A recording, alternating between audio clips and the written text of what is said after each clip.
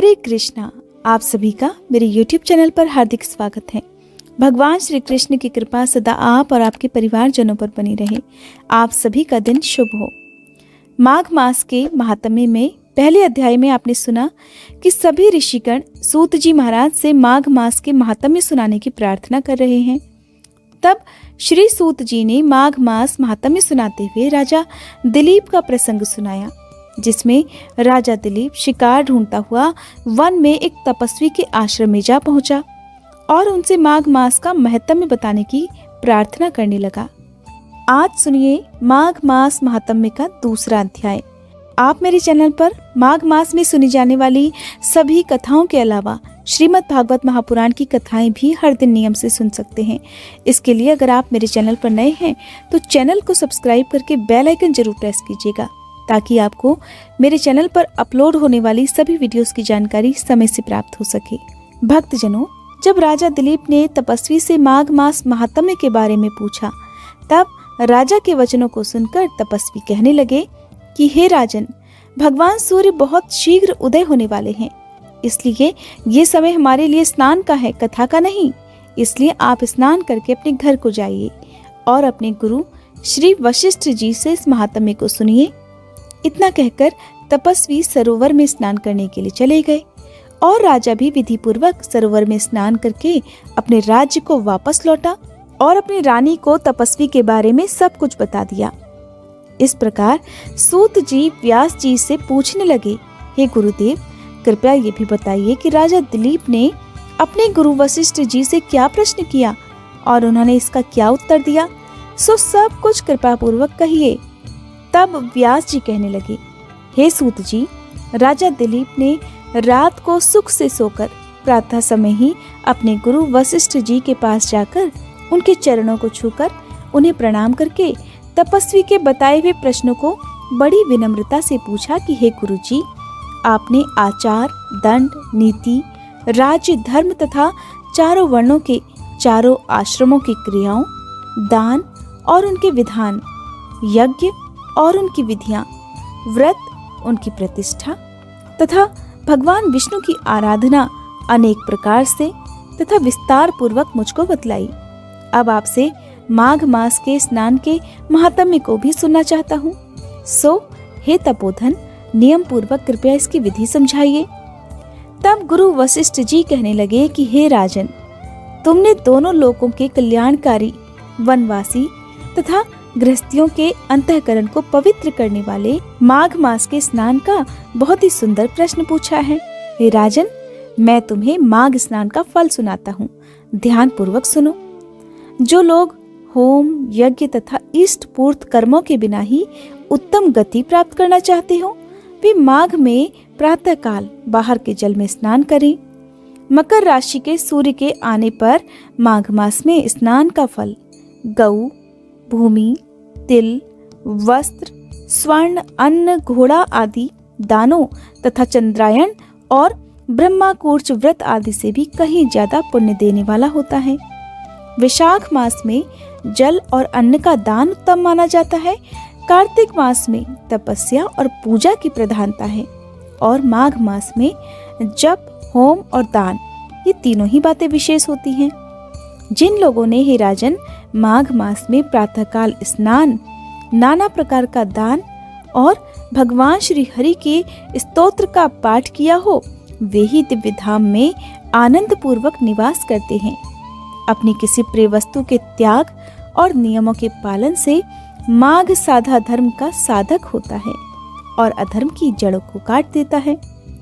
माघ मास में स्नान करने वाला पुरुष राजा और मुक्ति के मार्ग को जानने वाला होता है। दिव्य दृष्टि वाले महात्माओं ने कहा है कि जो मनुष्य माघ मास में सकाम या भगवान के निमित्त नियम पूर्वक माघ मास में स्नान करता है, वह अनंत फल देने वाला होता है। उसके शरीर की बुद्धि, प्रीति, ऐश्वर्य और चारों प्रकार के फलों की प्राप्ति भी हो जाती है। अदिति ने 12 वर्ष तक मकर संक्रांति में अन्न त्याग कर स्नान किया था, जिससे तीनों लोगों को उज्जवल करने वाले 12 पुत्र उत्पन्न हुए। माघ मास में स्नान करने से ही रोहिणी, सुभगा, अरुंधति दानशीलता हुई और इंद्राणी के समान रूपवती होकर प्रसिद्ध हो गई। जो भक्त माघ मास में स्नान करते हैं तथा देवताओं के पूजन में लगातार तत्पर रहते हैं, उन्हें सुंदर स्थान, हाथी और घोड़ों की सवारी तथा दान के लिए द्रव्य प्राप्त होता है। अतिथियों से उनका घर सदा भरा रहता है और उनके घर में सदा वेद ध्वनि होती रहती है।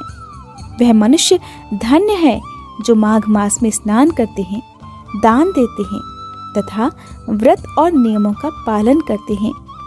अन्य पुण्यों से स्वर्ग में गए हुए मनुष्य पुण्य समाप्त होने पर वहां से लौट आते हैं, किंतु माघ स्नान करने वाले मनुष्य कभी वहां से लौटकर नहीं आते। अर्थात यहाँ पर कहने का तात्पर्य है कि मृत्यु के पश्चात बार बार उन्हें जीवन मरण के बंधन में नहीं बंधना पड़ता। इससे बढ़कर कोई नियम, तप, दान पवित्र और पाप नाशक नहीं है। इससे बढ़कर कोई तप और इससे बढ़कर कोई महत्वपूर्ण साधन नहीं है। यही परम हितकारक और तत्काल पापों का नाश करने वाला है।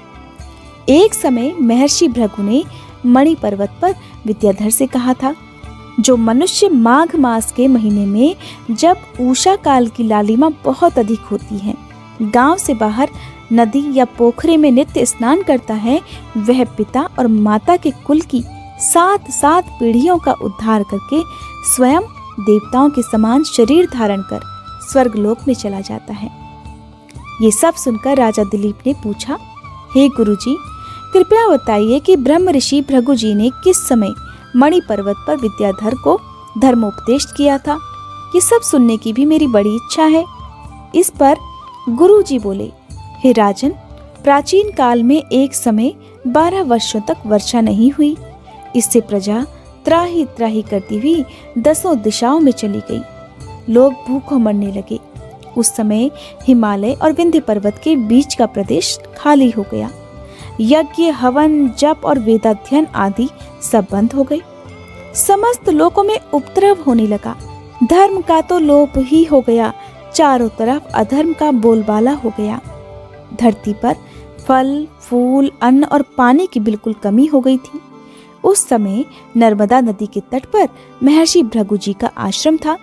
वे अपने आश्रम से अपने शिष्यों सहित निकलकर हिमालय पर्वत की शरण में गए।